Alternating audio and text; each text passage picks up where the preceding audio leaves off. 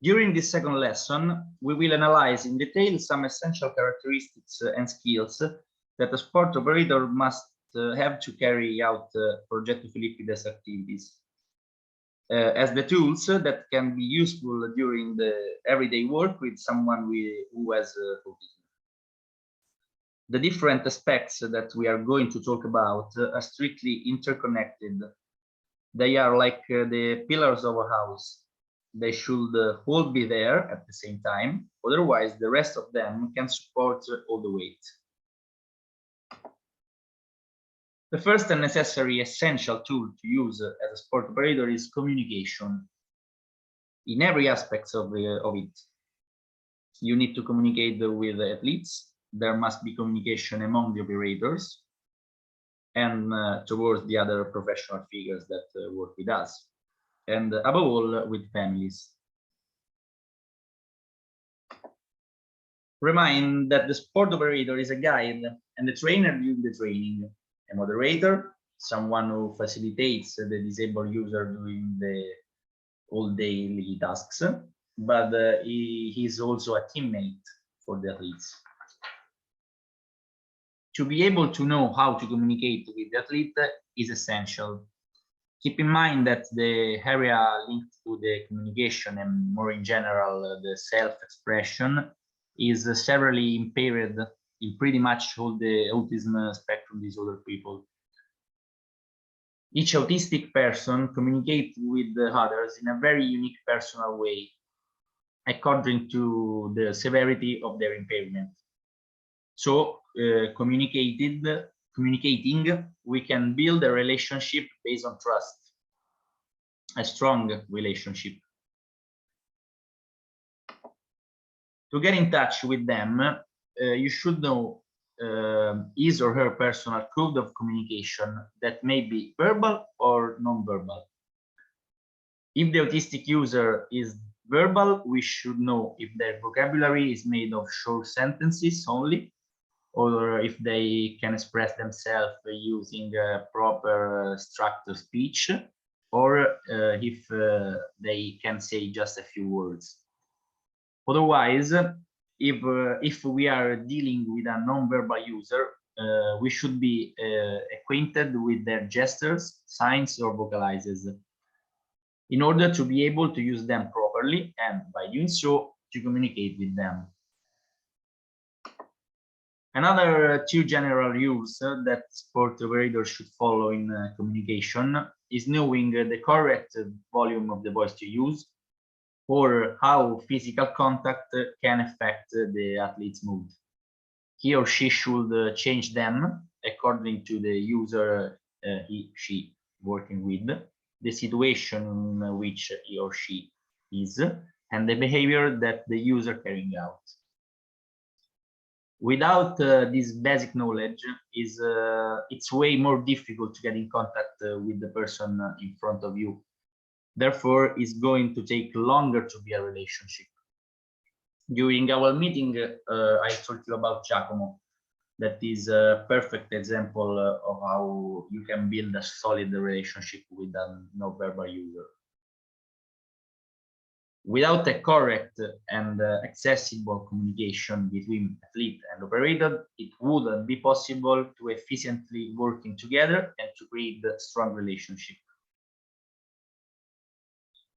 Building a relationship is a slow and complex process, but once it's established, it's easy for the person with disabilities to get used to that relationship. Let's keep in mind that autism is characterized by repetitive and stereotyped patterns of behavior, interests, and activities. If the union between athlete and operator lasts too long, it could lead to an addiction, and the athlete won't be able to consider other people as reliable as someone else they can have a relationship with. That is why within the Progetto Filippide, there is a slow but non-stop rotation when pairing the athletes and operator. That is another characteristic that encourage the improvement of social skills in the group. But in order to do so, and to avoid the risk of starting again from scratch each time a new operator starts to work with another user, it's essential the communication between operators. The directions that the operators gives to another are very important as they lead the colleague to a well-oriented path to be followed together. To ease this passage and to simplify the information flow, we can use three different tools. The report cards, so a written description about the athlete and their work done together. The observation and evaluation record sheet with multiple choice document, or a hybrid of these two documents above. These tools are usually used in a cognitive behavioral approach that is very, very effective when working with people with autism. It's been already several years that Progetto Filippide had created and adopted its own observation method record sheet made by Dr. Marco Riccitelli, which was then confirmed by my master's degree dissertation in preventive and adapted motor activity. That is the Progetto Filippide and the evaluation of athletic, communicative, behavioral, psychomotor skills and personal autonomy in endurance athletes with autism spectrum syndrome. So, constant and continuous communication between all the people who care for a person with autism spectrum disorder is the key to improvement the disabled user from every point of view.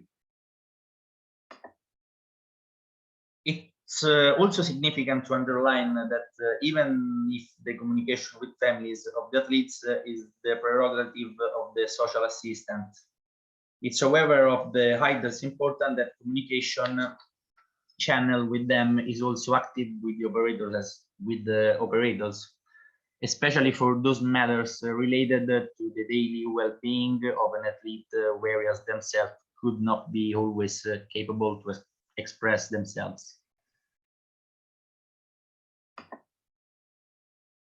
Another important required tool to do our job in the best possible way is the observation. We should acquire as much information as possible on our user. You should talk with the family or caretaker, talk with their operators, and compare our observation with the rest of the staff. The observation sheet of Progetto Filippide is a tool that can be used for both record the data and confront them. So to sum up, all these tools and the skills that the sport operator should have are the column needed to create a good and correct interaction on both the physical and psychological health of our athletes. Training together, the time spent in the locker room, the canteen, are all moments of strong improvement of social skills. They could be demanding experiences, but that's how the athletes learn to master new important abilities. Like already said, but it's never enough. To make this possible, we should work on trust. None of us would rely on a person we don't know or with whom there are no confidence, no?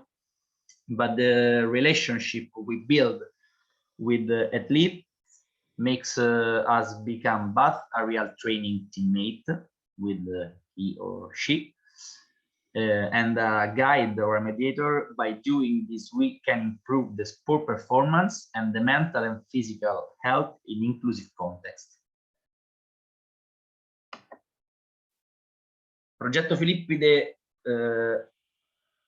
works in two different fields that are deeply connected, the sports world and the social work one. And that is why it aims at both these fields. But to achieve an indispensable coexistence and cooperation between different professional figures is needed. This means that the operator should have both sport and social educational skills, regardless of his or her previous competencies. To be an effective guide during a workout or a race, you need to be familiar with the sporting activities you are practicing, but you also need to be able to have the knowledge on how to teach that specific activity to an athlete with autism and help him or her to improve using the correct approach.